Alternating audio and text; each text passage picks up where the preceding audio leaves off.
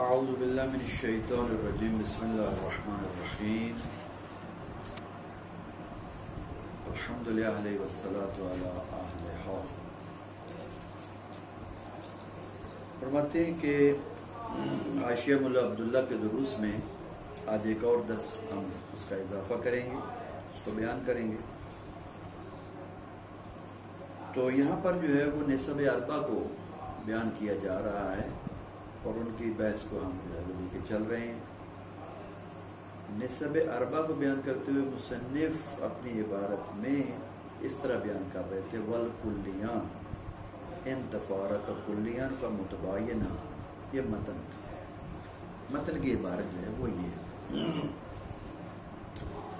کہ دو کلیاں اگر جدائی رکھتی ہوں گی آپس میں ایک دوسرے سے اور وہ ان کی جدائی بطور کلی ہو، یعنی کبھی بھی اکٹھی نہ ہو سکتی ہوں، تو وہ متباینان کہلاتی ہے۔ اس کے بعد فرمایا وَإِلَّا، اور اگر وہ جدائی نہ رکھتی ہیں فَإِن تَصَادَقَ كُلِّيًا، بس اگر وہ دو کلیاں جو جدائی نہیں رکھتی اکٹھی ہو جاتی ہیں، اگر وہ صدق کلی رکھتی ہوں گی تو اس کی دو قسمیں، دو صورتیں ہیں۔ صدق کلی من الجانبین او من جانب واحد، اگر صدق کلی ایک جانب سے ہوگا یا دو جانب سے ہوگا۔ اگر من الجانبین دونوں جانب سے صدق کلی ہوگا تو وہ دو کلیاں جو ہے متساویان،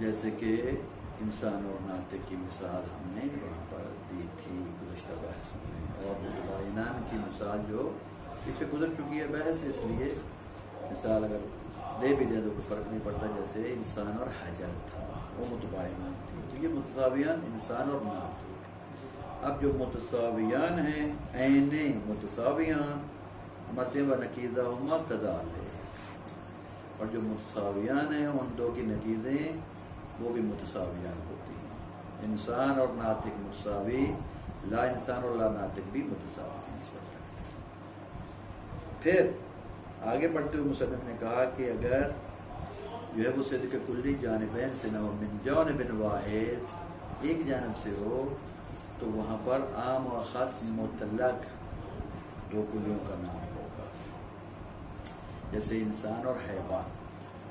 وَنَقِيضَهُمَا بِالْعَكْسِ، اور ان دونوں کی نقیضیں وہ بالعکس ہوں، یعنی جو عینوں میں عام ہے وہ نقیضوں میں خاص ہو جائے گی، جو عینوں میں خاص ہوگی وہ نقیضوں میں عام ہو جائے گی۔ اور وہاں دو دعوے بیان کیے ہم نے گزشتہ درس میں، دونوں دعووں سے ہم نے ثابت کیا، دونوں دعووں کو دلیلوں کے ساتھ۔ آج کا درس جو ہے وہ آگے ہے وَإِلَّا فَمِنْ وَجْهٍ، یہ آج کی عبارت ہے متن میں۔ اگر کھول کے آپ دیکھیں متن کو تو متن میں یہ عبارت موجود ہے وَإِلَّا فَمِنْ وَجْهٍ وَبَيْنَ نَقِيضَيْهِمَا تَبَايُنٌ جُزْئِي۔ آج ہم نے اتنا پڑھنا ہے اور اس کے بعد میں وضاحت پڑھی جائے گی، اور حاشیہ مولا عبداللہ نے جو کچھ بیان کیا ہے اس کی ہم وضاحت کریں گے اور تشریح کریں گے۔ یعنی کیا مطلب کو مربوط کرتے چلو کہ وَإِلَّا، یہ اللہ کس کے ساتھ تعلق رکھتا ہے؟ یہ اللہ اس کے ساتھ تعلق رکھتا ہے کہ اگر صدق کلی نہ ہو اصلاً، یہ اللہ کا تعلق اس کے ساتھ، یعنی دونوں کلیاں صدق کلی نہیں رکھتی، اصلاً صدق کلی نہیں رکھتی، نہ یہ ایک کلی دوسری کلی کے تمام افراد پر صادق آتی ہے، نہ دوسری اس کلی کے تمام افراد پر صادق آتی ہے۔ اگر ایسا ہو کہ وہاں صدق کلی نہ ہو، دونوں جانب سے اصلاً نہ ہو، تو وہاں پر جو نسبت ہوگی فَمِنْ وَجْهٍ، کلیاں ہوں گی عام و خاص من وجہ، اور نسبت ہوگی عموم خصوص من وجہ۔ ٹھیک ہے، جیسے کہ مثال اس کی حیوان اور ابیض، تو حیوان اور ابیض میں عموم خصوص من وجہ کی نسبت ہے، اور یہ حیوان اور ابیض خود کلیاں عام و خاص من وجہ ہیں۔ اور یہاں پیچھے ہم بیان کر چکے کہ جہاں پر عام و خاص من وجہ دو کلیاں ہوتی ہیں وہاں ایک مادہ اجتماع کا ہوتا ہے، دو مادے افتراق اور جدائی کے ہوتے ہیں۔ مادہ اجتماع کہ وہاں دونوں کلیاں جو عام و خاص میں انواج ہیں ایک جگہ پر دونوں اکٹھی ہو جائیں گی، جیسے حیوان بھی اور ابیض بھی ہو، ٹھیک ہے، سفید گھوڑا، دو جگہوں پہ یہ جدا ہو جائیں گی، ایک یہ ہوگی وہ نہیں ہوگی، وہ ہوگی اور یہ نہیں ہوگی۔ مثلا حیوان ہے ابیض نہیں ہے، سفید جیسے سیاہ بھینس، اور ابیض ہے حیوان نہیں ہے، سفید دیوار، سفید پتھر، سفید کاغذ، ٹھیک ہے، سفید کوئی بھی چیز۔ تو یہ نسبت آئی جو ہے وہ نسبت مخصوص منواج کی اور عام خاص منواج کو دیا، یہاں تک 4 نسبتیں ہو گئیں، سمجھ آ گئی؟ تباین کی نسبت سب سے پہلے، پھر متساویان کو بیان کیا گیا، پھر عام خاص مطلق کو بیان کیا گیا، پھر مخصوص منواج کو بیان کیا، اور یہاں تک متباینان کے عینوں کو بیان کیا لیکن نکیزوں کا حکم بیان نہیں ہوا، متساویان کے عینوں کو بیان کیا، نکیزوں کا حکم بھی بیان ہو گیا، اور عام خاص مطلق کے عینوں کو بیان کیا، ٹھیک ہے، ان کے حکم کو بیان کیا، نکیزوں کے حکم کو بھی بیان کر دیا۔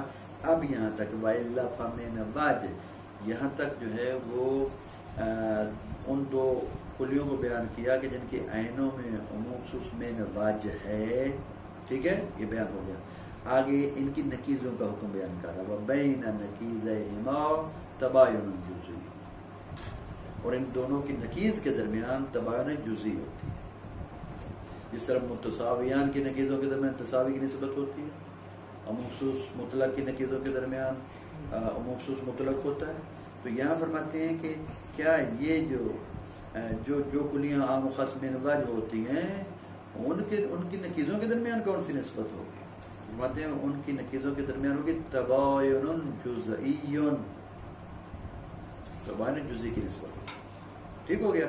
اب فرماتے ہیں یہاں ایک سوال پیدا ہوتا ہے، وہ یہ ہے بھئی یہ تباین جزئی کیا ہے؟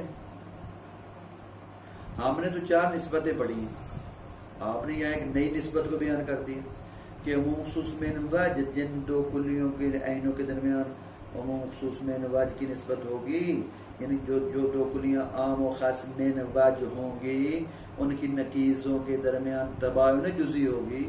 یہ تباین جزئی تو ہم نے نہیں پڑھی ابھی تک، پیچھے ہم نے 4 نسبتیں پڑھی ہیں، تساوی، تباین، مخصوص مطلق، مخصوص منواج، یہ 4 ہی نسبتیں ہیں، سمجھ آ گئی؟ اور نسب 4 مشہور ہیں۔ یہ تباین جزئی ایک نئی نسبت آپ نے بیان کر دی کہ جن 2 عینوں میں مخصوص منواج ہوتا ہے ان کی نکیزوں میں تباین جزئی ہو، سمجھ آ رہی بات کی؟ فرماتے ہیں کہ یہ بھی تباین، اس سوال کا جواب یہ ہے کہ یہ تباین جزئی کوئی نئی نسبت نہیں ہے، یہ کوئی علیحدہ نسبت نہیں ہے کہ آپ پریشان ہو جائیں یہ کون سی نسبت ہے، باتیں نئی نسبت نہیں ہے، تو پھر ہمیں بتایا جائے یہ کہاں سے ہے، کس کے ضمن میں پائی جاتی ہے، کہاں ہے ہوتی ہے، یہ کون سی نسبت ہے۔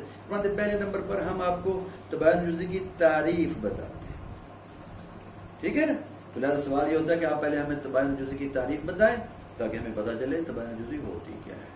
سوال جو ہو نا پہلا کہ تباین جزئی تو ہم نے کوئی نسبت پڑھی نہیں، ہم نے 4 نسبتیں پڑھی، تو یہاں پر سب سے پہلے تباین جزئی کی تعریف کر رہے ہیں صاحب حاشیہ۔ اب حاشیے میں ہم آ گئے ہیں، قول وَإِلَّا فَمِنْ سے ہو گیا، ٹھیک ہے، کہ اگر وہ دونوں کلیاں صادق نہ آتی ہوں کلی طور پر، نہ جانبین سے نہ جانب واحد سے، تو قول تباین جزئی، یہ تباین جزئی ان کی نکیزوں میں تباین جزئی ہوتی ہے۔ فرماتے ہیں یہ تباین جزئی کیا ہے؟ تباین جزئی فرماتے ہیں یہ ہے صدق کل من الکلیین علی شیء بدون الاخر فی الجملہ۔ تباین جزئی یہ ہے 2 کلیوں میں سے ہر ایک کلی کا کسی چیز پر صادق آنا دوسری کلی کے بغیر، 2 کلیاں ہیں اور ان 2 کلیوں میں سے ہر ایک کا دوسری کے بغیر صادق آنا کسی چیز پر، فی الجملہ، یہ فی الجملہ بھی تعریف میں ہے۔ فی الجملہ سے مراد کیا ہے؟ فرماتے ہیں فی الجملہ سے مراد یہ ہے کہ وہ بھئی صادق، یہ کلی صادق آ رہی، وہ دوسری نہیں آ رہی، وہ صادق آ رہی ہے، یہ نہیں آ رہی، فی الجملہ ہے۔ فی الجملہ سے مراد کیا ہے؟ فی الجملہ سے مراد یہاں پر یہ ہے ہو سکتا ہے کہ یہ کبھی اکٹھی بھی صادق آ جائیں ایک وقت یہ ہے کہ یہ صادق آ رہی وہ نہیں آ رہی، اور ایک وقت یہ ہے کہ وہ آ رہی یہ نہیں آ رہی، ٹھیک ہے نا، ایک دوسرے کے بغیر صادق آ رہی ہیں، پھر جملہ صادق نہیں آ رہی. کیا مطلب؟ ہو سکتا ہے اکٹھی صادق آ جائیں، کبھی اکٹھی بھی ہو جائیں، اور ہو سکتا ہے کبھی اصلا اکٹھی صادق نہ آئے. فرماتے ہیں پس اگر یہ ایسا ہو کہ یہ کلی صادق آ رہی ہے اس کے بغیر، وہ کلی صادق آ رہی ہے اس کے بغیر، تو یہ دو مادے افتراق ہو گئے یا نہیں ہو گئے؟ ہو گئے نا. اور کبھی فعل جملہ یہ نہیں ہو سکتا ہے، کبھی اکٹھی بھی ہوگا، تو یہ مادہ اجتماع ہو گیا. اور جہاں ایک مادہ اجتماع اور دو مادے افتراق ہے، وہ کون سی نسبت ہوتی ہے؟ عموم خصوص میں انواج. سمجھ آ گئی؟ تو پس فرماتے ہیں کہ یہ تباین جزئی در حقیقت عموم خصوص میں انواج کے اندر موجود ہے، اس کے ضمن میں نہیں. تباین جزئی جو ہے عموم خصوص میں انواج کے ضمن میں، وہ کیسے؟ فرماتے ہیں تباین عموم خصوص میں انواج یہی ہوتا ہے، کیا یہ کلی صادق آ رہی ہے اس کے بغیر. مثلا حیوان صادق آ رہا ہے، اب یہ صادق نہیں آ رہا، جیسے کہ سیاب بھینس ہے، ایسے ہی نا. اب یہ صادق آ رہا ہے، حیوان صادق نہیں آ رہی، ٹھیک ہو گیا. جیسے سفید دیوار، تو دونوں ایک دوسرے کے بغیر صادق، لیکن فعل جملہ ہے. فعل جملہ سنا دیا کہ ہو سکتا ہے اکٹھی آ جائیں، تو ممکن ہے حیوان بھی اور ابیض بھی ہو. تو یہ جہاں حیوان بھی اور ابیض بھی ہو، تین مادے ہو گئے یا نہیں ہو گئے؟ جہاں تین مادے ہو جائیں وہاں کون سی نسبت ہوتی ہے؟ عموم خصوص میں انواج. تو لہذا کہتے ہیں تباین جزئی عموم خصوص میں انواج کے اندر ہی موجود ہوتی ہے، یہ کوئی نئی نسبت نہیں ہے. وہ کس طرح اندر موجود ہوتی ہے؟ بھائی ایک کلی کا دوسری کلی کے بغیر صادق آنا ہمیں اتنا نظر آنا چاہیے. ایک کلی صادق آ رہی ہے، دوسری نہیں آ رہی، تو کیا یہ عموم خصوص میں انواج کے اندر ہے یا نہیں ایسا کہ ایک کلی صادق آتی ہے دوسری نہیں آتی؟ ہے، موجود ہے. اب اکٹھی کسی جگہ پر صادق آ بھی جاتی ہے، ہمیں اس سے سروکار نہیں ہے. یہ پھر جملہ کا مطلب اکٹھی صادق آ جائے تو کوئی فرق نہیں پڑتا. ہم نے یہ دیکھنا ہے ایک کلی دوسری کلی کے بغیر صادق نہیں ہے. دونوں کلیاں تباین جزئی ہے، دو کلیاں ایسی ہیں کہ یہ اس کے بغیر صادق آ رہی کس چیز پر، اور وہ اس کے بغیر صادق آ رہی کس چیز پر. تو لہذا تباین جزئی عموم خصوص میں انواج کے اندر موجود تباین ہے. تباین جزئی یعنی تباین کلی نہیں ہے، تباین جزئی. خوب ہو گیا. یہی تباین جزئی ہو سکتا ہے کبھی جو ہے وہ دو کلیاں جو ایک دوسرے کے بغیر صادق آ رہی، ہو سکتا ہے اصلاً صادق نہ آئے. یہ صادق آ رہی ہے اس کے بغیر، وہ صادق آ رہی ہے اس کے بغیر، تو فرماتے ہیں ہو سکتا ہے اصلاً کہ کبھی بھی صادق نہ آئے اکٹھی. فرماتے ہیں یہ کہاں ہوتا ہے؟ دو کلیاں ہیں ایک دوسرے کے بغیر صادق آ رہی ہیں کس چیز پر، اور جہاں پر یہ اصلاً اکٹھی ہوتی ہی نہیں. یہ کہاں پہ ہوتا ہے؟ یہ کون سی نسبت میں ہو؟ تباین میں. یہ تباین میں ہوگا. تباین ایسی نسبت ہے یہ کلی اس کے بغیر صادق آتی ہے کس چیز پر، وہ کلی کس چیز پر صادق آتی ہے؟ اس پہلی کے بغیر آتی ہے یا نہیں آتی. تو یہ جو صادق آنا اس کا اس کے بغیر اور اس کا اس کے بغیر، یہی تباین جزئی. اب یہ اصلاً اکٹھی صادق نہیں آتی، ہمیں اس سے سرکار نہیں ہے. جس طرح پہلی میں یہ اکٹھی صادق آ جاتی ہے، اس سے ہمیں سرکار نہیں ہے. تو لہذا فرماتے ہیں تباین جزئی کی تعریف یہ ہے. اولا تو یہ کہ یہ کوئی نئی نسبت نہیں ہے، یہ تباین یہ عموم خصوص میں انواج کے ضمن میں ہوتی ہے اور تباین کلی کے ضمن میں موجود ہوتی ہے. عموم خصوص میں انواج میں بھی تباین ہے اور وہ تباین جزئی ہے، اور تباین کلی کے اندر بھی تباین موجود ہے. تباین جزئی ہے یا نہیں؟ تباین جزئی ہوگا تو تباین کلی پیدا ہوگا نا. یعنی یہ کلی اس شے پر صادق آ رہی ہے، اس کے بغیر صرف اس شے پر صادق آ رہی ہے، اس کے بغیر، یہی تباین جزئی ہے. اب کیا ہر جگہ پہ یہ ایسے ہے؟ یہ تباین کلی ہو جائے گا. تو جہاں تباین کلی ہوتا ہے وہاں تباین جزئی ہوتا ہے نا. تباین جزئی ہوگا تو تباین کلی ہوگا. تو لہذا تباین جزئی کوئی نئی نسبت نہیں ہے. اس کے بارے میں یہ سوال کیا جائے تو یہ کون سی نسبت ہے؟ ہم نے 4 نسبتیں پڑھی تھی، 4 میں سے وہ تو یہ نہیں ہے تباین جزئی. تو یہ کہاں سے لے؟ فرماتے ہیں کہ ایسی بات نہیں ہے، یہ ان دونوں کے ضمن میں موجود ہے. اب اگلا سوال، ایک اور سوال.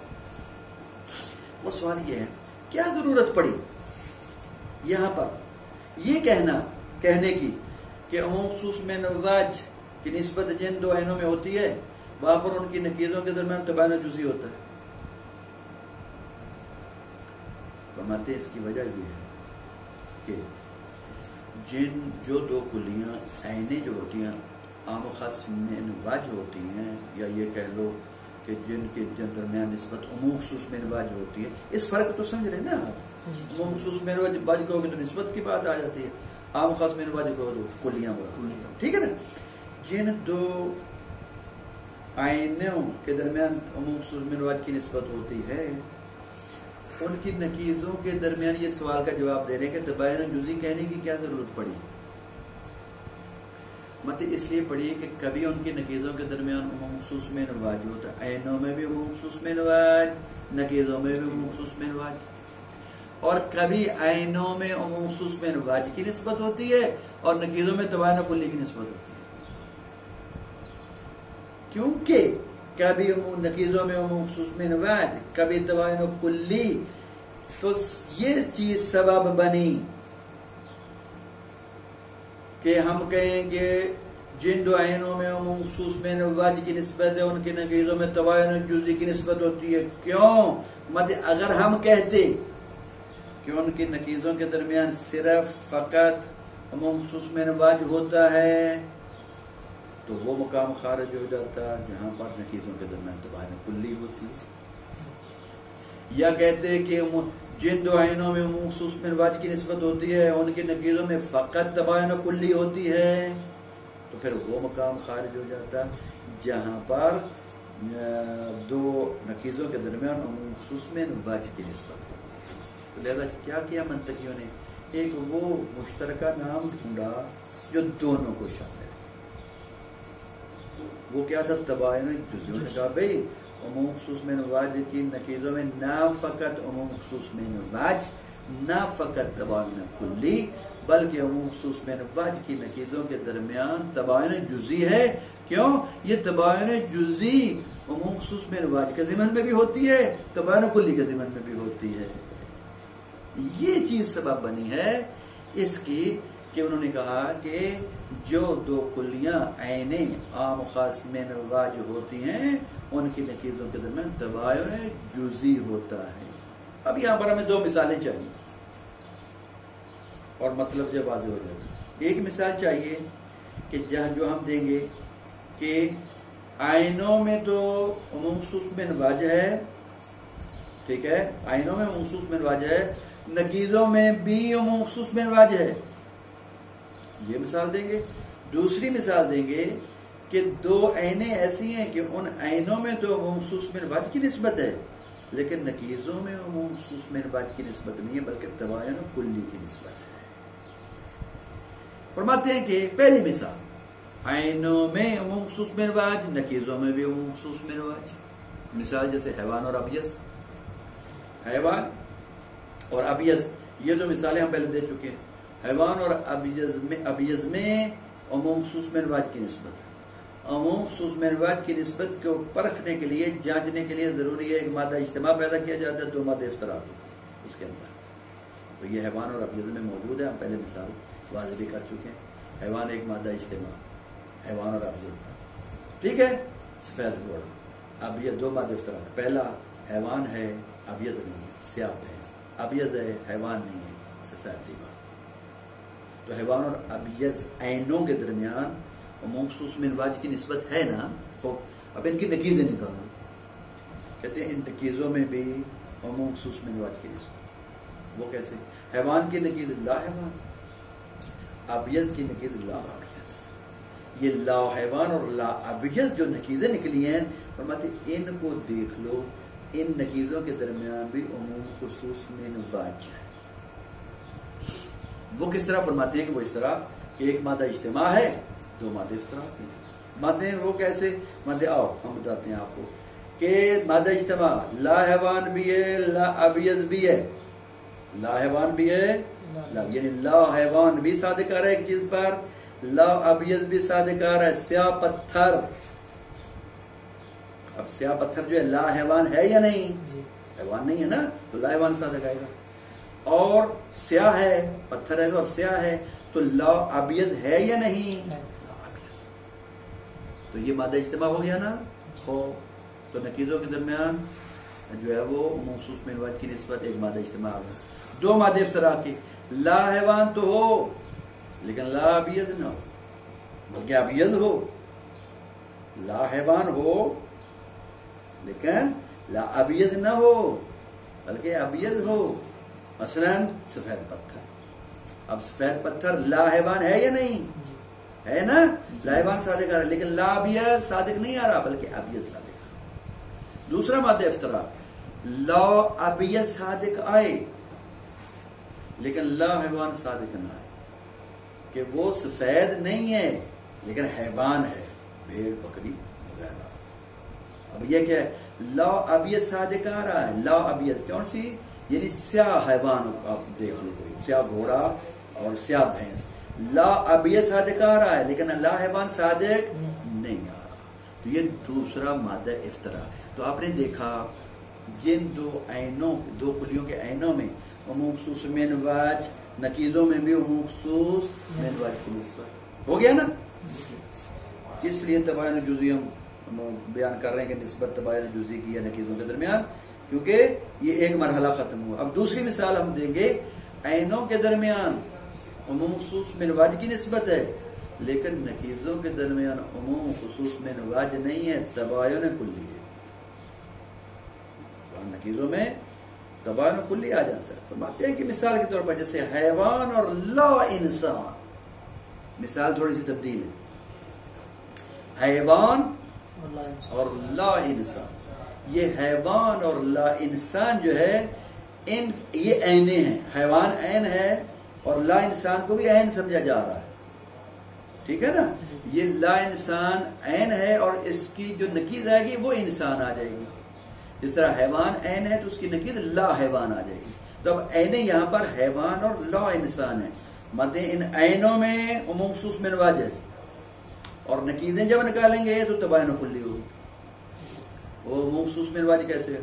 فرماتے ہیں کہ بس پرکھنے کے لیے ایک مادہ اجتماع، دو مادہ افتراق ہم لے کے آئیں گے، پتہ چل جائے گا، معلوم ہو جائے گا. حیوان مادہ اجتماع، حیوان بھی ہے لا انسان بھی ہے، حیوان بھی صادق آ رہا ہے لا انسان بھی صادق آ رہا ہے. مثال جیسے بھیڑ بکری، بھیڑ بکری گائے، کوئی بھی حیوان صادق آ رہا ہے یا نہیں آ رہا، اور لا انسان بھی صادق آ رہا ہے یا نہیں آ رہا. تو یہاں پر مادہ اجتماع حیوان بھی ہے لا انسان بھی ہے، تو یہ مادہ اجتماع. دو مادہ افتراق، حیوان ہو لیکن لا انسان نہ ہو بلکہ انسان ہو، زید بکر خالد، حیوان بھی ہے لا انسان، ٹھیک ہے.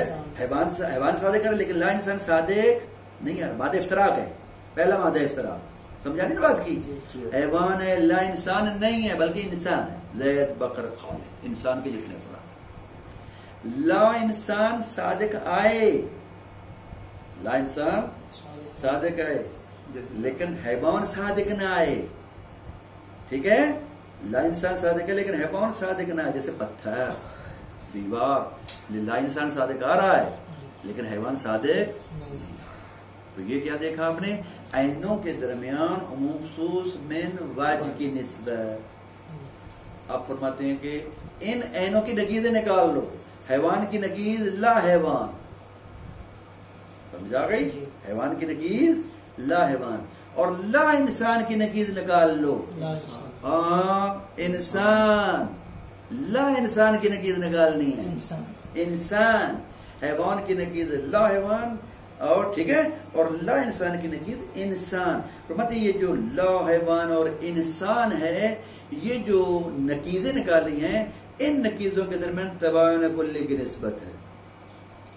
کوئی بھی لا حیوان انسان نہیں ہے، کوئی بھی انسان لا حیوان نہیں ہے، ایسا ہی ہے نا. کوئی بھی انسان لا حیوان نہیں ہے، کوئی بھی لا حیوان انسان نہیں ہے. تو یہ دونوں ایک دوسرے پر صادق نہیں آتی، نہ لا حیوان انسان پر نہ انسان لا حیوان پر. تو یہ کیا ہوا، نکیزوں کے درمیان تباین کلی. فرماتے یہی وجہ ہے، منطقیوں نے کہا کہ جن دو کلیوں کی عینوں کے درمیان عموم خصوص من واج کی نسبت ہوگی، ان کی نکیزوں کے درمیان تباین جزئی ہوگی. تباین جزئی اس لیے کہا تاکہ دونوں کو شامل ہو جائے، اس مثال کو بھی شامل ہو جائے کہ جہاں پر نکیزوں میں عموم خصوص من واج ہے، اور وہاں کو بھی شامل ہو جائے، اس جگہ پہ بھی شامل ہو جائے جہاں نکیزوں کے درمیان تباین کلی کی نسبت ہے. تو آج کا درس جو ہے وہ یہاں تک ہے، آئیں تک وَإِلَّا فَمِنْ وَاج متن کی طرف. اور اگر فرماتے ہیں کہ ایسا نہ ہو، یعنی صدق کلی کسی طرف سے بھی نہ ہو، فمن واج، تو وہاں پر نسبت جو ہے من واج ہوگی، یعنی عموم خصوص من واج، یا اور کلیاں ہوں گی عام و خاص من واج. وہ بین نقیضہما، اور ان دو کی نقیضوں کے درمیان، یعنی جو عام و خاص من واج ہوں گی ان کی نقیضوں کے درمیان تباین جزئی، وہاں پر تباین جزئی. قولو وَإِلَّا فَمِنْ واج، یہ اس کی تشریح کرتے ہوئے فرماتے ہیں کہ اے وَإِن لَمْ يَتَصَادَقَ كُلِّيًا مِنَ الْجَانِبَيْنِ، اگر دونوں کلیاں صادق نہ آتی ہوں بطور کلی من الجانبین دونوں جانب سے بھی، ولا من جانب واحد ایک جانب سے بھی، اصلاً فمن واج، تو وہاں پر جو ہے وہ عام و خاص من واج دو کلیوں گے. قولہ تباین جزئی، ان کی نقیضوں کے درمیان تباین جزئی ہے. تباین جزئی کیا ہے؟ التباین الجزئی، یہ تعریف ہے تباین جزئی کی. ہوا صدق کل من الکلین، یہ تباین جزئی کی تعریف. توجہ کرو کہ صادق آنا دو کلیوں میں سے ہر ایک کا علی شیء کسی چیز پر، بدون الاخر دوسری کلی کے بغیر، فی الجملہ. فی الجملہ کا معنی پتہ کیا کرنا ہے؟ فی الجملہ کا معنی جملہ میں نہیں کرنا، فی الجملہ کا معنی فی الجملہ ہی کرتے ہیں. فی الجملہ قطع نظر اس سے، قطع نظر اس سے کہ وہ دونوں کلیاں کسی مقام پر اکٹھی صادق آ جائیں یا اصلاً صادق نہ آئیں، یہ ہے معنی فی الجملہ کا. اس لیے فرماتے فَإِن صَدَقَا، بس اگر وہ صادق آ جائے گی، اسی فی الجملہ کی آگے وضاحت ہے، بس اگر وہ دونوں کلیاں صادق آ جائیں گی معاً اکٹھے ایزن نیز، ٹھیک ہے، یعنی کیا مطلب؟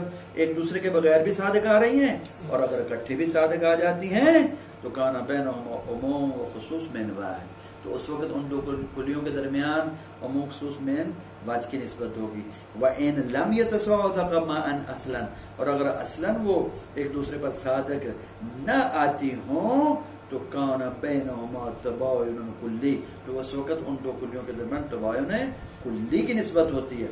فَالتَّبَايُنُ الْجُزِّي، پس تباین جزئی یتحقق، یعنی موجودون، ٹھیک ہے، یوجد، یتحقق بمعنی یوجد، پائی جاتی ہے، فی ضمن العموم والخصوص من واج، عموم و خصوص من واج کی نسبت کے ضمن میں، وفی ضمن تباین الکلی ایضاً، اور تباین الکلی کے ضمن میں بھی، ان دونوں میں پائی جاتی ہے.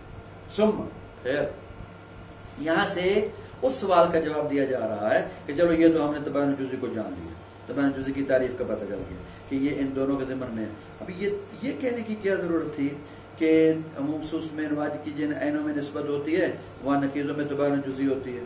یہ اس کا جواب ہے. ثم ان الامرین اللذین، اس پہ تحقیق وہ دو امر، ایسے امر کے بینہما عموم من واج، جن کے درمیان نسبت عموم من واج ہوتی ہے، فقط پس کبھی کبھی یکونو بین نقیضہما ایضاً عموم من واج، کبھی کبھی ان کی نقیضوں کے درمیان بھی عموم من واج کی نسبت ہوتی ہے. کیسے؟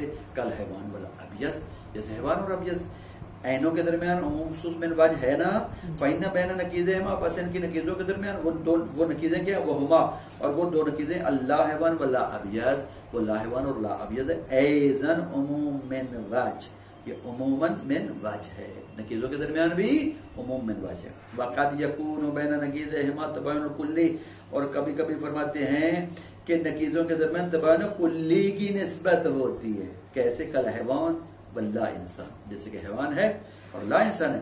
فإن بینہما عموما من واج، پس ان دونوں کے درمیان، یعنی حیوان اور لا انسان کے درمیان عموم من واج ہے. وہ بین نقیضہما، اور ان دونوں کی نقیضیں ان کے درمیان وہ نقیضیں کیا ہیں؟ وہ ہم لا حیوان والانسان، وہ لا حیوان اور انسان ہیں. ان نقیضوں کے درمیان مباینۃ کلیۃ، وہ مباینہ کلی ہے، یعنی تباین کلی کی نسبت پائی جاتی. فلہذا، یہ جواب ہے اس کا کہ تباین جزئی کہنے کی کیا ضرورت تھی؟ یہ کہہ دیتے کہ عموم خصوص من واج کی نقیضوں میں عموم خصوص من واج ہوتی ہے، یا کہہ دیتے عموم خصوص من واج کی نقیضوں میں تباین کلی ہوتی ہے. فقط اگر کہتے نا تو پھر دوسرے کو شامل نہ ہوتا. فلہذا، کیونکہ دونوں نسبتیں ہوتی ہیں نقیضوں میں، فلہذا پس اس وجہ سے قالو، منطقیوں نے کہا، ان بین نقیضی العام والاخص من واج، کہ عام و خاص من وجہ کی دو نکیروں کے درمیان تباین جزیان، تباین جزی کی نسبت ہوتی ہے. لال عموم والخصوص من وجہ فقط، نہ فقط عموم خصوص من وجہ کی نسبت تنہا، ولا تباین الکلی فقط، اور نہ فقط تنہا جو ہے وہ تباین کلی کی نسبت، بلکہ تباین جزی کہ تباین جزی دونوں کو شامل ہے، عموم خصوص من وجہ کو بھی، تباین کلی کو بھی. تو اس لیے جو ہے انہوں نے تباین جزی کا نام دے دیا ہے. وصلی اللہ علیہ سیدنا محمد و